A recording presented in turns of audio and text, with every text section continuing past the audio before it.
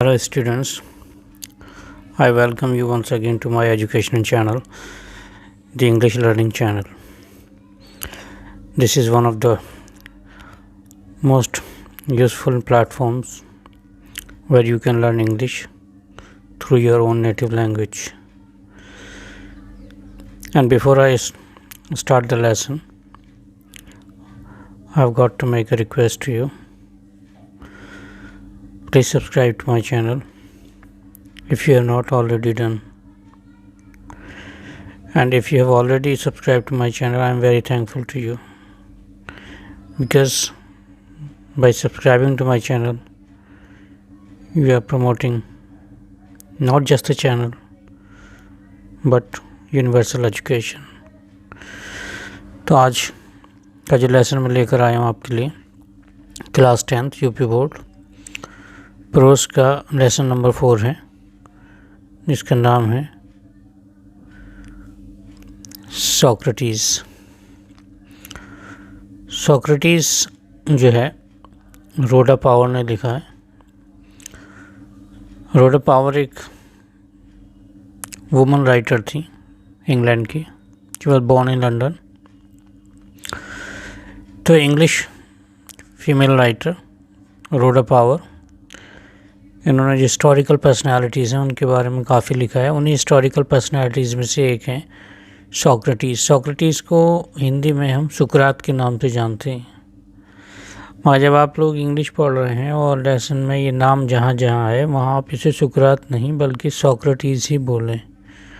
Okay, जब हिंदी में बात चली तो आप सुकरात कह सकते हैं, otherwise the right pronunciation is Socrates. Socrates क्या थे, कैसे थे, कहाँ के थे, ये सब लेसन में बताया जाएगा। तो please watch the video through out the end.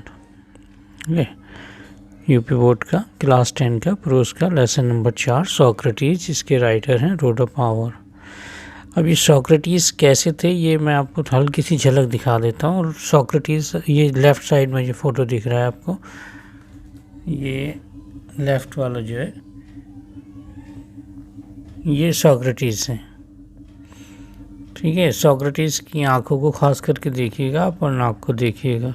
नाक जो है थोड़ी चपटी है ना, और आंखें थोड़ी बाहर को उभरी हुई सी लग रही हैं। और ये भी राइट में भी सोक्रेटिस की ही एक पिक्चर है, देख सकते हैं आप। ये सोक्रेटिस है यहाँ पर, और यहाँ पर ये कोई है जिसके हाथ में कोई कप है।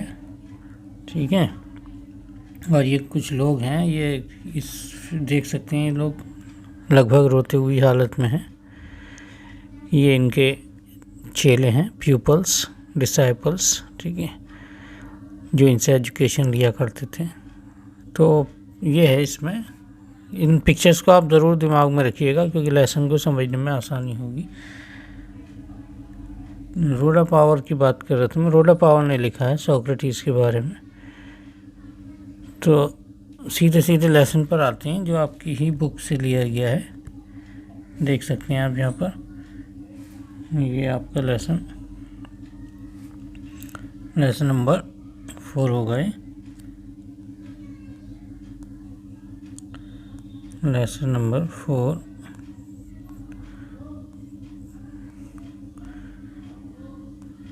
वैसे आपके प्रोज में 6 लेसन्स हैं, लेकिन इस बार कोरोना की वजह से प्रोज में 4 लेसन्स ही रखे गए। पहले 4 हैं। ठीक है, पहला लेसन था द इंचांटेड पूल, दूसरा लेसन था अ लेटर टू गॉड, और तीसरा था आपका द गंगा, नेहरू जी का। चौथा लेसन है सोक्रेटिस। तो पहले 6 पढ़ने पड़ते थे, अब आपको 4 ही पढ़ने पड़ेंगे। तो 4 प्रोस के लेसन हैं आपके और 3 पोएम्स हैं। पहले 4 होती थी, अब 1 हटा दी गई है। सप्लीमेंट्री रीडर में भी 3 लेसन्स होते थे तो 2 रह गए। इस तरह लगभग सब में ही कम हो गया है। तो ये आप ये समझ लें कि प्रोस का ये फ़िलहाल आखिरी लेसन है। यहाँ देख सकते हैं आप लेसन नंबर 4 सोक्रेटिस, रोडा पावर ने लिखा है। 1890 में पैदा हुई और 1957 में डेथ हुई। तो this is the life span of the author. Author का पिक्चर भी है यहाँ पर बॉक्स के अंदर, देख सकते हैं आप। Rhoda Power was woman writer of England, England की वुमन राइटर थी। ठीक है, यहाँ भी लिखा हुआ है थोड़ा सा अबाउट दी ऑथर में, यहाँ पर देख सकते हैं आप अबाउट दी ऑथर, ये लिखा हुआ है यहाँ पर। Rhoda Power is a popular English writer, his writings, यहाँ ये इसमें मिसप्रिंट हुआ है, ये हिज नहीं होना चाहिए, ये एक्चुअली हर होना चाहिए, because the author was a woman. चलिए यहाँ भी ही लिख दिया है, ये सब शी होना चाहिए। तो इन्होंने जो हिस्टोरिकल पर्सनालिटीज़ उनके बारे में लिखा है, उन्हीं हिस्टोरिकल फिगर्स में से एक हैं सोक्रेटिस, जो कि ग्रीस के थे। ग्रीस यूरोप का एक कंट्री है। ठीक है, यूरोप एक कॉन्टिनेंट का नाम, महाद्वीप है, उसमें एक देश है ग्रीस, वहाँ ये पैदा हुए थे। ठीक है, तो ये वहाँ की कहानी है। अब सीधे सीधे लेसन पर आ जाते हैं, जहाँ से लेसन शुरू है। ये आ जाए लेसन आपको यहाँ पर लिखा है, Socrates lived in Athens. Socrates Athens में रहते थे। एथेंस जो है ग्रीस की राजधानी है। अभी जो देश का नाम बताया ना, यूरोप एक महाद्वीप है, उसमें एक कंट्री है ग्रीस, जिसे यूनान कहती हैं, और उसकी जो कैपिटल है वो एथेंस है।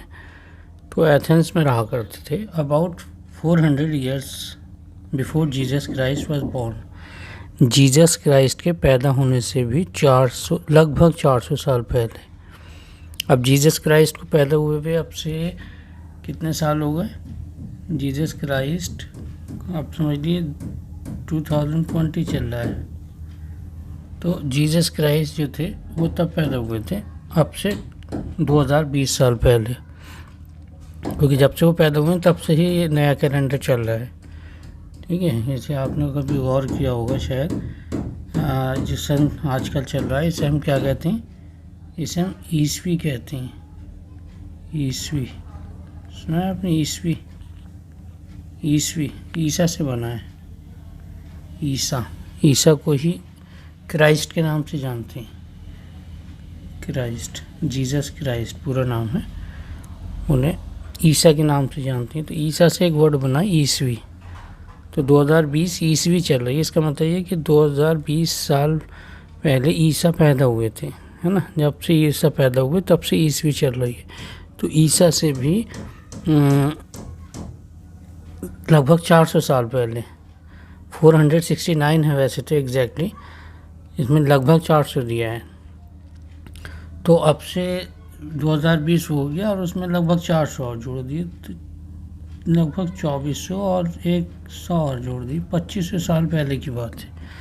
2500 साल पहले ग्रीस नाम के देश में ये पैदा हुए थे। क्लियर है? तो as a boy he was ugly कहते हैं नॉट ब्यूटीफुल या अनब्यूटीफुल, बदसूरत होना।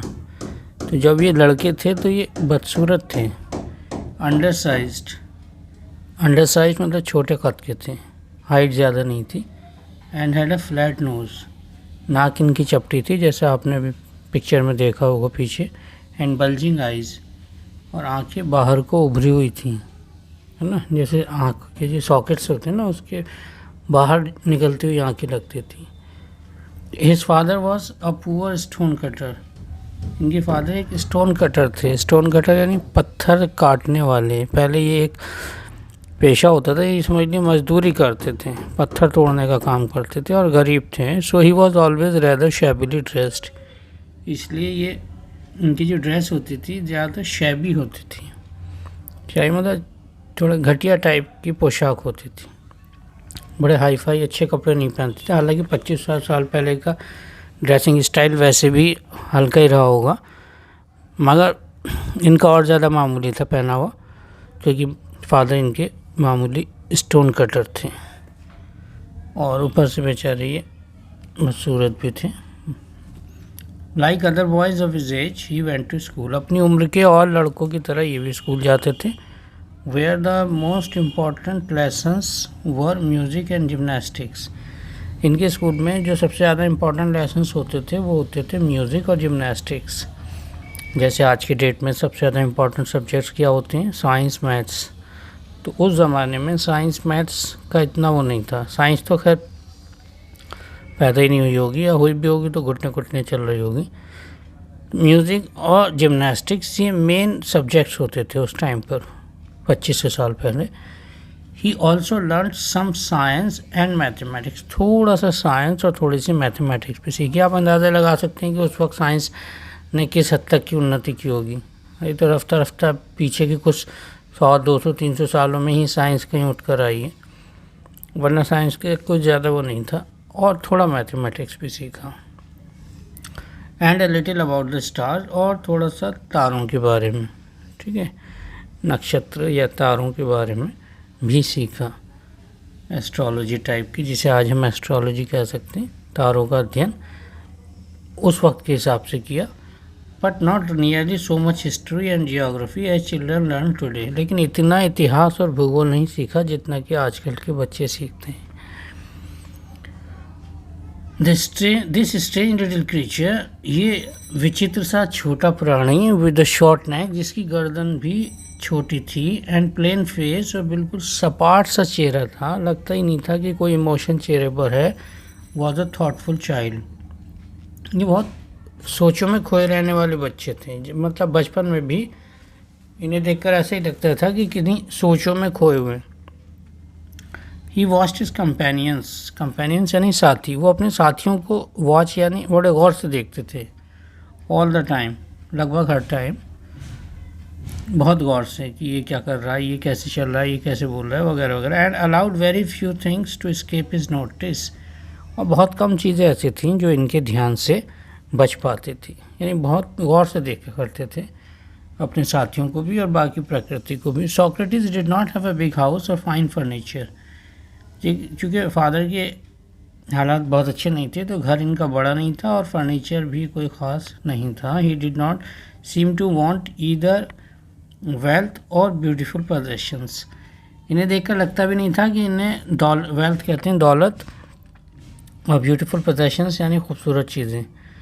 इन्हें कोई चाहत ही नहीं थी दौलत की या खूबसूरत चीज़ों की कि ये चीज़ मेरे पास हो, ये मेरे पास हो, ऐसा कुछ नहीं। एज ही ग्रू ओल्डर, और जैसे जैसे वो बड़े होते गए, he began to think very little of bodily comfort and pleasure, तो इन्होंने बहुत कम कर दिया सोचना शारीरिक सुख और आनंद के बारे में। ठीक है, शारीरिक सुख और आनंद के बारे में बहुत कम सोचना, मतलब ना के बराबर सोचते थे अपनी बॉडी से रिलेटेड चीज़ों के बारे में। शारीरिक सुंदरता हो या शारीरिक शक्ति हो, इसके बारे में बहुत कम सोचते थे। He gave his mind to all that was noble, honourable and just, इन्होंने अपना सारा ध्यान उन चीज़ों पर लगाया जो गुड या नोबल यानी गुड अच्छी थी, ऑनरेबल यानी सच में रिस्पेक्टेबल थी, सम्मान के लायक थी, एंड जस्ट और जो इंसाफ के दायरे के अंदर आती थी, यानी जो अच्छी नेक चीज़ें थीं उनके बारे में सोचते थे, ना कि शारीरिक सुख के बारे में। Socrates went round the town on foot, Athens उस टाइम इतना बड़ा नहीं रहा होगा जितना अब है, तो उस टाइम वो टाउन था, एक कस्बा था, तो उसमें वो ऑन फुट यानी पैदल चला करते थे। ठीक है, पूरा चक्कर लगाया करते थे। वो टाइम ही टाइम था 2500 साल पहले कि लोग इतने बिजी नहीं होते होंगे जितना आजकल के, उनके पास बिजी रहने के साधन भी नहीं रहे होंगे इतने, और ना शहर में या कस्बे में टहलना इतना ख़तरनाक होगा जितना आज आप चलना चाहें शहर के एक कोने से दूसरे कोने, तो ट्रैफिक ही आपको चलने की इजाज़त नहीं देगा। तो खैर ये पैदल चला करते थे, चक्कर लगाते थे, टॉक टू पीपल, और लोगों से बातें करते थे।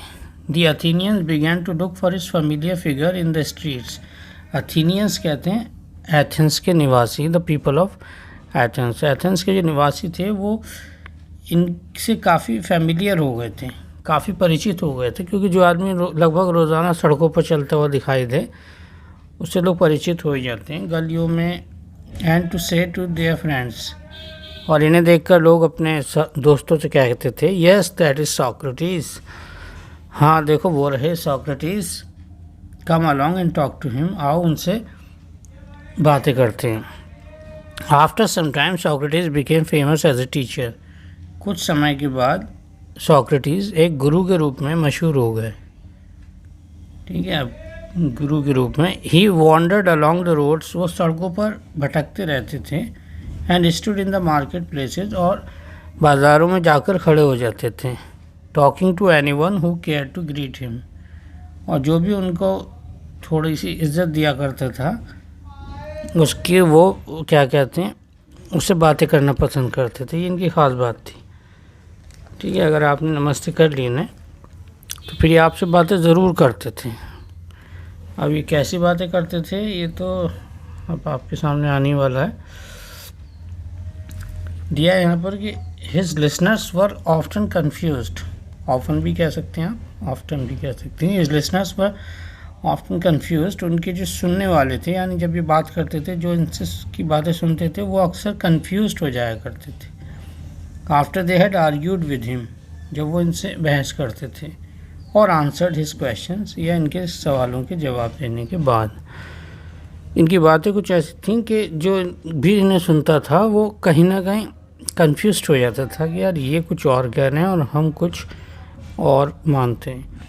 Socrates told his countryman, Socrates ने अपने देशवासियों को बताया that everyone must learn to think for himself, कि हर किसी को अपने बारे में सोचना सीख लेना चाहिए, यानी अपनी सोचों का ठेका किसी और को नहीं देना चाहिए।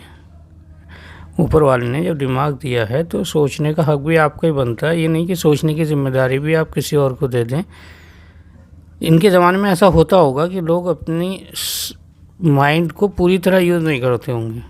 माइंड का काम है सोचना, क्या सही है क्या गलत है, तो वो काम भी दूसरों से ही कराते होंगे। So that by using his reason, उनका कहना ये था कि जब आप अपने रीज़न कहते हैं विवेक, अक्ल का इस्तेमाल करेंगे, he would have the power to see, तो आपके पास एक पावर आ जाएगी टू सी, ये देखने की, what was right, just, true and beautiful, कि क्या चीज़ सत्य है, शिव है और सुंदर है, सुन, जस्ट, ट्रू एंड ब्यूटीफुल, यानी सत्यम शिवम सुंदरम, लगभग वही बात कही गई है।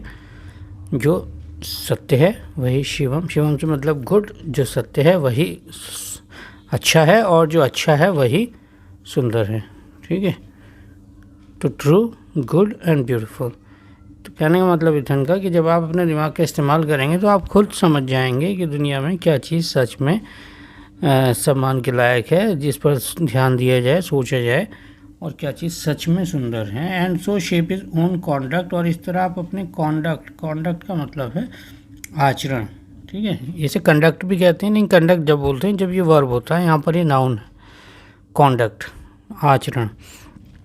तो जब आप अपने विवेक का इस्तेमाल करेंगे तो आप अपने आचरण का भी को भी आकार देंगे। He wanted Athens to be a perfect state, वो चाहते थे कि एथेंस जो है वो एक आदर्श राज्य बन जाए। ही टोल्ड एवरीवन, वो हर किसी से कहते थे, बोथ हिज प्यूपल्स, अपने शिष्यों से भी, एंड हिज अदर फॉलोअर्स, और अपने दूसरे अनुयायियों से भी, that this could only happen, कि ऐसा तभी हो सकता है, यानी एथेंस तभी आदर्श राज्य बन सकता है, if every citizen educated his own mind to see what was right and noble, जब हर नागरिक अपने दिमाग को ये सिखाए कि क्या चीज़ सही है और नेक है। ही believed that questioning and discussion would help them, Socrates का मानना था कि एक दूसरे से सवाल करना, एक दूसरे से डिस्कशन यानी बहस करना, इससे एथेंस को आदर्श राज्य बनाने में मदद मिलेगी। And so he was forever talking to them in the open street, और यही वजह थी कि वो खुली गलियों में लोगों से बात करने के लिए हमेशा तैयार रहते थे। और ये वो औरों से भी उम्मीद करते थे कि सब आपस में एक दूसरे से बात करें, जो शंकाएं हैं मन में उसे निकालें। मतलब पहले स्कूल इस तरह के नहीं थे जैसे अब रहे होंगे, तो एक तरीके से ये मोबाइल टीचर थे, चलते फिरते टीचर, जहाँ जो मिल गया उसे शिक्षा देनी शुरू कर दिया करते थे। तो बहुत से लोगों ने पहले इसी अंदाज में शिक्षा दी है, भटक भटक कर, घर घर जाकर, चाहे वो गुरु नानक हों या और भी कई रहे होंगे इस तरह के, दर दर घर घर जाकर शिक्षा का बंटवारा इस तरह। तो अब देखिए आगे, when Socrates was an old man, जब सोक्रेटिस बूढ़े हो गए, जवानी में उन्होंने ये सब काम किया, शिक्षा का फैलाव, लोगों को एजुकेट करना, ये बताना कि अपने विवेक का इस्तेमाल करें। करते करते वो खुद बूढ़े हो गए। His fame had spread far and wide. इस बीच में उनकी जो फेम थी, फेम कहते हैं यश, प्रसिद्धि, शोहरत, वो दूर दूर तक फैल गई। The house of many a rich man open its doors to him.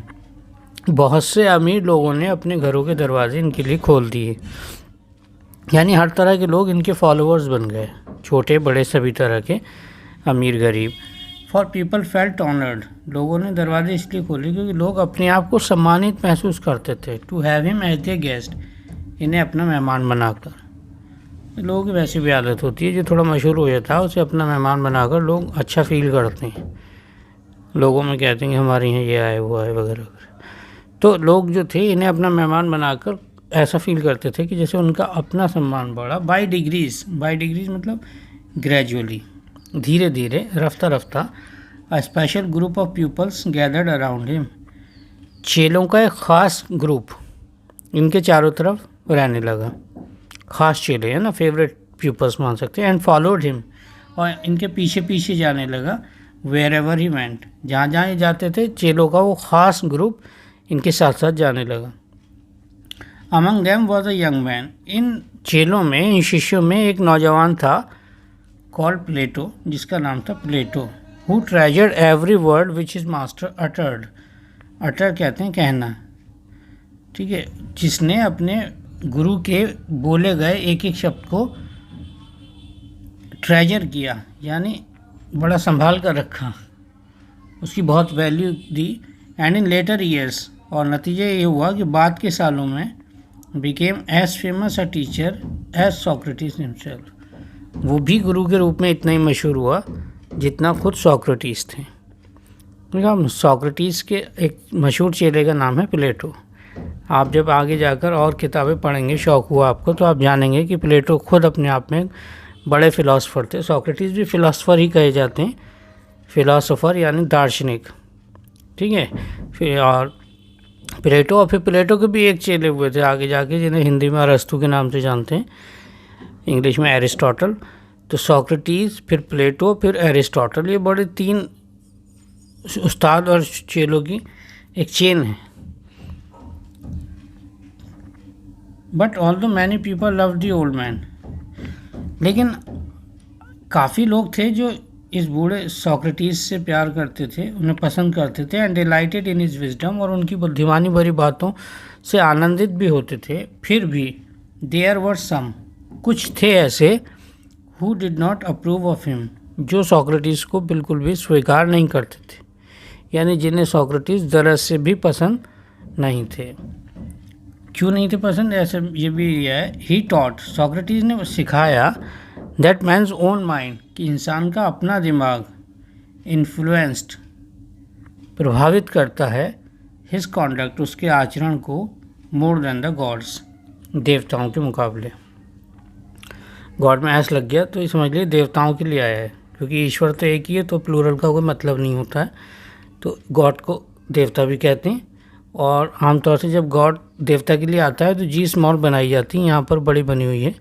Capital G जो है वो तो मोस्टली ईश्वर के लिए ही आती है। तो और एस भी जब भी लगता है जब बात देवता की चल रही। तो कहने का मतलब ये कि इन्होंने ये सिखाया कि इंसान का अपना दिमाग जो है ज़्यादा प्रभावित करता है उसके आचरण को, ना कि देवता।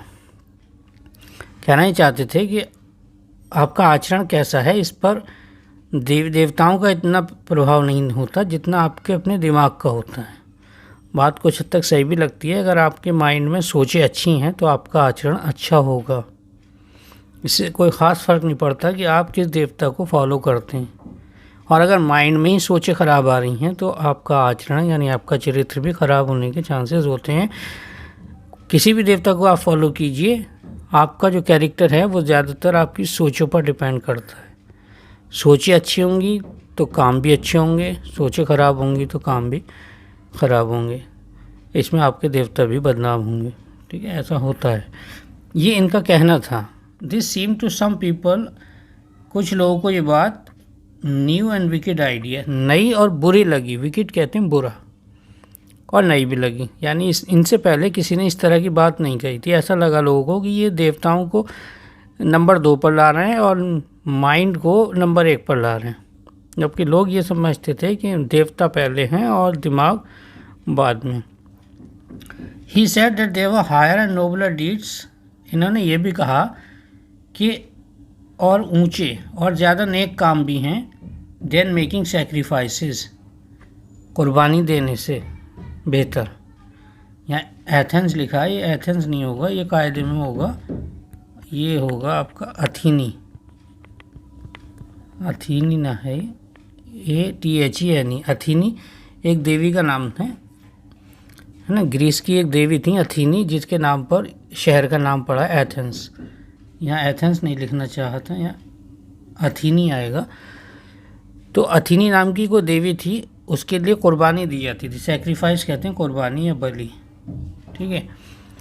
तो जो शायद इन्हें पसंद नहीं था, ये कहते थे कि अथीनी नाम की देवी हो and the other gods of Greece, या यूनान के और देवता हों, उनके लिए कुर्बानी देना, बलि देना, इससे बेहतर और भी कई काम हैं।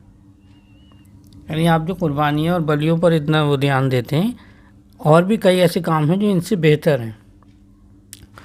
और ऐसा हो भी सकता है, आपके पड़ोस में कोई भूखा मर रहा है और आप शहर में बंटवारे हैं, कुर्बानियाँ कर रहे हैं, आपको ही नहीं पता कि आपके जस्ट पड़ोस में किसी ने 1 हफ्ते से खाना नहीं खाया, कोई है जो पढ़ना चाहता है, किन्हीं वजह से नहीं पढ़ पा रहा, और आप जो हैं शहर में अपने दान का प्रचार कर रहे हैं।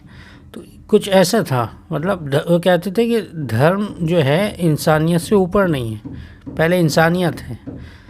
तो ये कुछ ऐसा इन्होंने कहना चाहा था।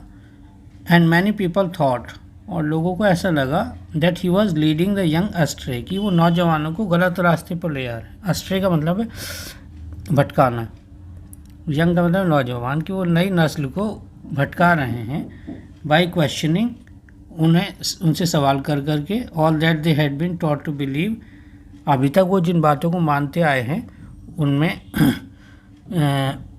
सवाल पूछ पूछ कर, ठीक है, बाल की खाल निकालने वाले ही माने जाते थे कि ऐसा है तो ऐसा क्यों है, ऐसा है तो वैसा क्यों है। तो लोग इस नतीजे पर पहुँचे कि ये नई नस्ल को गलत रास्ते पर ले जा रहे हैं, and filling their minds with doubt, और उनके दिमागों में शक भर रहे हैं देवी देवताओं के बारे में। The man who were governing Athens, वो आदमी जो उस समय एथेंस पर हुकूमत कर रहे थे, समन सॉक्रेटिस, उन्होंने, समन कहते हैं अदालत में बुलाना, उन्होंने सॉक्रेटिस को अदालत में बुलाया, टू अपीयर बिफोर देम, अपने सामने हाजिर होने के लिए, and to stand his trial, और अपना मुकदमा लड़ने के लिए। उन्हें नोटिस भेजा गया कि आप पर ये इल्ज़ाम है और आपको एथेंस की कोर्ट में आना होगा और अपनी सफाई खुद देनी होगी। His friends begged him, beg कहते हैं रिक्वेस्ट करना, इनके दोस्तों ने इनसे रिक्वेस्ट की टू एस्केप, कि आप इस मामले से बच जाइए, और टू हाइड, या कहीं छिप जाइए, until the storm had blown over, जब तक कि ये तूफ़ान शांत ना हो जाए। इनके जो चाहने वाले थे उनकी पहली राय ये थी कि आप कहीं छुप जाइए, यानी अपने आप को अदालत के हवाले मत कीजिए, और फिर रफ्ता रफ्ता बात ख़त्म हो जाएगी तो आप नॉर्मल ज़िंदगी जीते रहिएगा। ये राय दी चाहने वालों ने। But Socrates was no coward, लेकिन सॉक्रेटिस कोई कावर्ड नहीं थे, कोई बुज़दिल, कोई कायर नहीं थे। ही न्यू, नो की सेकंड फॉर्म है न्यू, वो जानते थे that he had done nothing wrong, कि उन्होंने कुछ भी गलत नहीं किया था, and that he had done and that he had taught only taught what he believe to be just, true and honourable. उन्हें यकीन था कि उन्होंने लोगों को वही सिखाया है जो बात उन्हें सही लगी है, सम्मान के लायक लगी है और न्याय के दायरे में आती हुई नजर आई है। And so he went to the court, और इसलिए वो बेझिझक बेखौफ कोर्ट यानी अदालत पहुंच गए। His clothes and shoes were dusty, dust कहते हैं धूल, इनके कपड़े और इनके जो जूते थे उन पर धूल लगी हुई थी जब ये अदालत पहुंचे। एंड ट्रैवल स्टेन्ड, और साफ साफ पता चल रहा था कि ये आदमी सफ़र करके आया है। सफ़र तो अपने आप में वैसी बुरी चीज़ है, और फिर 2500 साल पहले का सफ़र, आज तो हाई फाई लग्जरी कार में बैठ के लोग पहुंच जाते हैं, मगर 2500 साल पहले का सफ़र पैदल ही रहा होगा। या घोड़े नसीब वालों को मिलते होंगे। तो खैर ये पहुंच गया, इनके कपड़े पहले से ही गंदे रहते थे, अब और गंदे होंगे सफ़र की वजह से। बट एवरीवन न्यू, लेकिन हर कोई जानता था that a noble heart beat under the shabby garments, कि उन गंदे कपड़ों के नीचे एक नेक दिल धड़क रहा था। यानी इनका जो बाहरी रूप था वो तो लगता था कि हाँ कैसे उल्टे सीधे रहते हैं, गंदे संदे, लेकिन अंदर एक नेक दिल था। He made a powerful and dignified speech, अदालत में उन्होंने बहुत ज़बरदस्त और मर्यादा वाली स्पीच दी, बहुत अच्छा बोले वहाँ पर अदालत में। ही टोल्ड द एथेनियंस, उन्होंने एथेंस वासियों को बताया that they would gain nothing by taking away the last few years of his life. उन्होंने अदालत में कहा कि देखो आप लोग मेरी ज़िंदगी की कुछ साल लेकर कुछ हासिल करने वाले नहीं हो, मैं तो वैसे भी मौत के करीब में ही हूँ, चंद साल बचे होंगे मेरी ज़िंदगी के, आप लोगों को कुछ हासिल होने वाला नहीं है। But that he was willing to die, उन्होंने ये भी कहा कि मैं तो मरने के लिए तैयार हूँ, और एक नहीं मैनी डेथ्स, कई मौतें मरने के लिए तैयार हूँ, for what he believe to be right, उस चीज़ के लिए जो मुझे सही लगती है। द जजेस लिसन टू हिम, वो जो पूरा पैनल था जजेस का, कोई एक जज नहीं था, ठीक है, जजेस का पूरा पैनल था, 4-5 जितने भी रहेंगे, उन्होंने इनकी बात सुनी। क्वेश्चन हिम, इनसे सवाल पूछे, and condemned him to death, और इन्हें सजाए मौत सुना दी। The old man made no complaint, इस बूढ़े आदमी ने कोई शिकायत नहीं की। He leaned on his stick, वो अपनी छड़ी पर झुके। Looking round the crowded court room, भीड़ से भरे हुए अदालत के कमरे पर नज़र दौड़ाई। Plato and his other peoples were there in the court all the time, Plato और इनके दूसरे चेले हर समय अदालत में मौजूद थे। No evil can happen to a good man, कोई भी बुराई एक अच्छे आदमी का कुछ नहीं बिगाड़ सकती। ही टोल्ड देम, ये उन्होंने कहा, ईदर इन लाइफ, ना तो ज़िंदगी में, और आफ्टर डेथ, और ना ही मौत के बाद, कोई भी बुराई एक अच्छे आदमी का नुकसान नहीं पहुंचा सकती, ना उसकी ज़िंदगी में और ना उसकी ज़िंदगी के बाद। सो बी ऑफ गुड चीयर, इसलिए आप लोग खुश रहो। आई हैव टू गो, मुझे जाना है। The hour of my departure has arrived, मेरे जाने का समय आ चुका है। And we go our ways, हमें अपने अपने रास्ते जाना है। आई टू डाई, मुझे मरना है। एंड यू टू लिव, और तुम लोगों को जीना है। देन द सोल्जर्स केम, उसके बाद सिपाही आए। And took him away to prison, और उन्हें बंदी गृह यानी कैद खाने में ले गए, जेल में ले गए। हिज वाइफ फॉलोड, पीछे उनकी पत्नी उनके पीछे पीछे चली। विद हिज 3 चिल्ड्रन, इनके 3 बच्चों के साथ। Many of his favourite peoples were also with him, इनके कुछ ख़ास चेले भी इनके साथ थे। For a long time they talk to him, काफ़ी देर तक इन लोगों ने बात की सोक्रेटिस से। And he taught them many wise lessons, और उन्होंने कई अच्छी अच्छी बातें इन लोगों को बताई। Which the treasured in their hearts, जिन बातों को उन लोगों ने अपने दिलों में संभाल कर रखा। But all the time his friends new, लेकिन हर समय उनके दोस्त जानते थे दैट सोक्रेटिस वुड डाई सून, कि सोक्रेटिस जल्दी ही मर जाएंगे। दे वर सैड, और इसलिए वो दुखी थे। फॉर का मतलब क्योंकि। एज प्लेटो रोड, जैसा कि प्लेटो ने बाद में अपनी किताब में लिखा, he was like a father, वो हमारे लिए बाप के समान थे।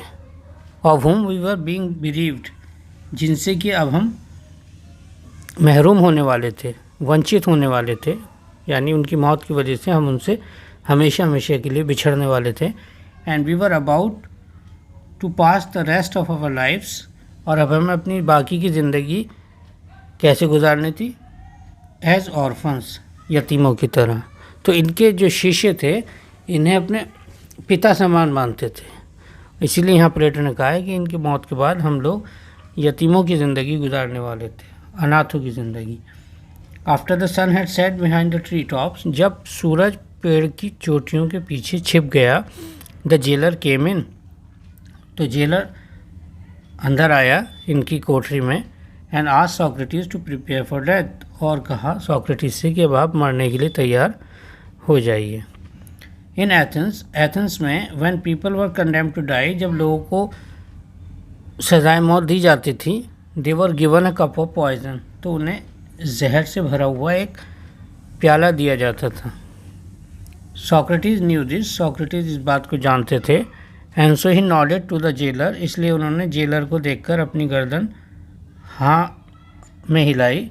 वो लुक्ड एट हिम, जो कि उन्हीं की तरफ देख रहा था, सैडली सेइंग, और बड़ा दुखी होकर कह रहा था, you Socrates whom I know to be the noblest and gentlest and best of all who ever came to this, Socrates जिन्हें कि मैं ये जानता हूँ कि अभी तक यहाँ पर जितने लोग आए हैं, आप उनमें सबसे ज़्यादा नोबल, सबसे ज़्यादा जेंटल और सबसे ज़्यादा अच्छे हैं। यहाँ तक जितने लोग आए हैं, will not be angry with me, मैं ये उम्मीद करता हूँ आप मुझसे नाराज़ नहीं होंगे। When I ask you to drink the poison, जब मैं आपसे जहर पीने को कहूँगा। फॉर फिर क्योंकि वाला है, क्योंकि others and not I R the guilty cause, क्योंकि आपकी इस मौत के लिए दूसरे लोग जिम्मेदार हैं। अदर्स मतलब दूसरे, एंड नॉट आई, ना कि मैं तो एक सरकारी कर्मचारी हूँ, तो मेरा काम तो सिर्फ वही करना है जो अदालत का हुक्म है, बाकी आपकी मौत के लिए दूसरे लोग जिम्मेदार हैं, तो आप प्लीज़ मुझसे नाराज़ मत होइएगा। बस्टिंग इनटू टीयर्स, फिर उसकी आंखों से आंसू निकल पड़े। ही वेंट आउट, वो बाहर गया, एंड रिटर्न, और जब लौट कर आया with a cup of poison, तो उसके हाथ खाली नहीं थे, हाथों में था जहर से भरा हुआ प्याला।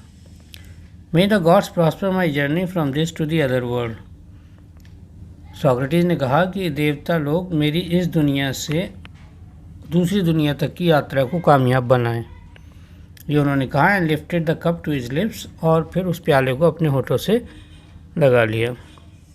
His pupils tried to keep back their tears, उनके चेलों ने अपने आंसू छिपाने की कोशिश की। बट वन सॉफ्ट, लेकिन एक जो था वो ज़ोर से रो पड़ा। सॉफ्ट का मतलब है ज़ोर से, यानी आवाज़ के साथ रो पड़ना, ज़ोर से रो पड़ा। And this distress the others, और इससे दूसरे भी डिस्टर्ब्ड हो गए।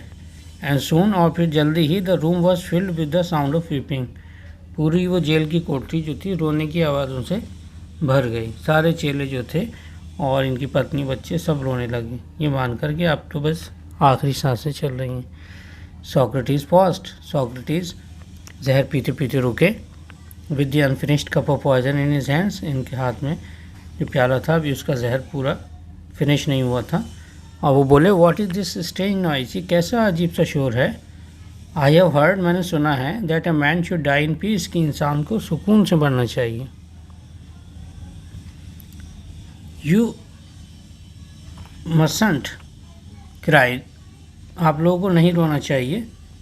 बी साइलेंट, शांत हो जाएं। एंड हैव पेशेंस, और सब्र करें। ही लुक्ड अराउंड, फिर उन्होंने चारों तरफ नज़र दौड़ाई, रिमेंबरिंग समथिंग, जैसे कि कुछ याद कर रहा हूँ। और फिर बोले, Crito. He whisper to one of his peoples, whisper कहते हैं सांसों में बोलना, सांसों में बोलना, ठीक है, जैसे बिना आवाज़ के बोलना, सांसों में बोलना। अपने चेले से सांसों में बोले, ये ऐसा स्टाइल नहीं था, बल्कि उनकी आवाज़ जहर की वजह से उनका साथ छोड़ चुकी थी। सांसों में उन्होंने कहा, can you do me a favour, Crito से कहा, क्रीटो क्या तुम मेरा एक काम कर सकते हो। आई ओ अ कॉक टू स्क्यूलेपियस, मैं स्क्यूलेपियस नाम के देवता का ऋणी हूँ। ये भी यूनान के एक देवता हैं, जैसे अथीनी नाम की देवी थी, स्क्यूलेपियस देवता थे। ये हेल्थ के गॉड माने जाते थे वहाँ पर, ठीक है, सेहत के देवता। तो कभी इनकी तबीयत ख़राब हुई होगी तो इन्होंने शायद मन्नत मांग ली होगी कि मैं सही हो गया तो एक मुर्गा चढ़ाऊँगा। अब शायद ये उसी की बात कर रहे हैं, और कहा कि मैं स्क्यूलेपियस का ऋणी हूँ, और ऋण भी क्या है, कॉक, कॉक यानी मुर्गा। विल यू पे द डेट, क्या तुम मेरा ये कर्जा चुका दोगे, यानी कोई मन्नत है जो मैंने मांगी थी पूरी हो गई, लेकिन मैं वो कर नहीं पाया, तो क्या तुम ये काम कर लोगे। अब देखने की बात है, थोड़ी अजीब सी लग रही है कि शुरू में खुद भी कहा था इन्होंने कि बलि देने से बेहतर और भी काम है, मगर लास्ट में बात कुछ ऐसी कर रहे हैं। तो खैर आगे बढ़ते हैं। तो इन्होंने ये कहा, क्या तुम मेरा ऋण चुका सकते हो। वो इट शैल बी पेड, जी चुका दिया जाएगा। सेट क्रीटो, क्रीटो ने कहा, इज देयर एनीथिंग एल्स, क्या आपको और भी कुछ कहना है।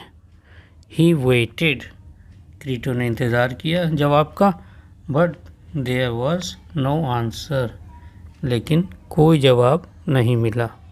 फॉर यानी क्योंकि Socrates the greatest of all the Greeks, जो कि सभी यूनानियों में महानतम थे, वॉज डेड, वो मर चुके थे। तो इस तरह इस लेसन में बताया गया है कि सॉक्रेटिस कौन थे और किस वजह से उन्हें सजाए मौत दी गई थी। यानी कुछ अलग सोचा उन्होंने और उसकी बहुत बड़ी कीमत चुकानी पड़ी। ये ग्लॉसरी है, वर्ड्स मीनिंग्स जितने ज़्यादा याद कर लेंगे उतना आपका फ़ायदा है। अब इसमें कुछ एक्सरसाइजेज हैं। पहले पैसेज है, पैसेजेस आती हैं। अब इसमें ये पहला पैसेज है एज अ बॉय, और फिर उसके बाद है बट ऑल्दो मैनी पीपल, इसे आप कर सकते हैं, ये सही है। बी में आप पहले 2 क्वेश्चन कर लीजिएगा, 5 करने की ज़रूरत नहीं है, पहले 2 कर लीजिएगा क्योंकि बोर्ड एग्ज़ाम में भी 2 ही आते हैं। और पहला ज़्यादातर यही होता है कि लेसन का नाम बताइए और लेसन किसने लिखा है।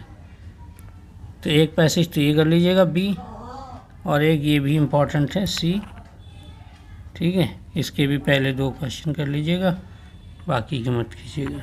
तो 2 पैसेज तो ये कर लीजिएगा, ठीक है। उसके अलावा एक लॉन्ग आंसर टाइप क्वेश्चन कर लीजिएगा। लॉन्ग आंसर टाइप की जो वर्ड लिमिट होती है वो 60 होती है, 60 शब्दों के अंदर।